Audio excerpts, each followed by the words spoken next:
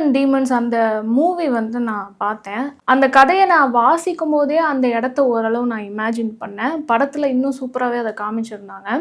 Library மாதிரி அந்த இடத்துல வந்து புக்ஸ் எல்லாத்தையுமே சேஃபாக வச்சுக்கிறாங்க. என்னென்னா ஆவண காப்பகம், அது எல்லாத்தையும் புத்தகங்களை வந்து காப்பாற்றுறதுக்காக ஒரு சில வரலாற்று புத்தகங்கள், ரொம்ப முக்கியமான சில புத்தகங்கள்லாம் இருக்கும். சும்மா அப்படியே வெளியில் போட்டிருந்தாலோ ஒரு ஷெல்ஃபில் எடுத்து வச்சுருந்தாலோ நாளடைவில் அது செதஞ்சு போயிடும். அது ரொம்ப முக்கியமானதாக இருக்கிறதுனால அது அவ்வளோ சேஃபாக அவங்க வச்சுருக்காங்க. அது அந்த இடம் எப்படி இருக்கும்னா ஃபுல்லாக இருட்டாக தான் இருக்கும். அங்கே வந்து ஆக்சிஜன் இருக்காது. உள்ளே மனுஷங்க போகும்போது மட்டும் கொஞ்சம் லைட் போட்டுக்கலாம். அவங்களுக்கு தேவையான அளவுக்கு ஆக்சிஜன் மட்டும் அங்கே உள்ளே வந்து ரிலீஸ் பண்ணி விடுவாங்க. அந்த ஆக்சிஜன் முடியறதுக்குள்ளே அவங்க வெளியில் வந்துடணும். அந்த மாதிரி அந்த ஒரு இடம் இருக்கும். நம்மளால் அப்படிலாம் ஒன்று க்ரியேட் பண்ண முடியாது. பட் இதுலேருந்து ஒரு சில விஷயங்களை நம்ம வந்து இதை எப்படி நம்ம சரி பண்ணலாம் அப்படிங்கிறது தெரிஞ்சுக்க முடியும்.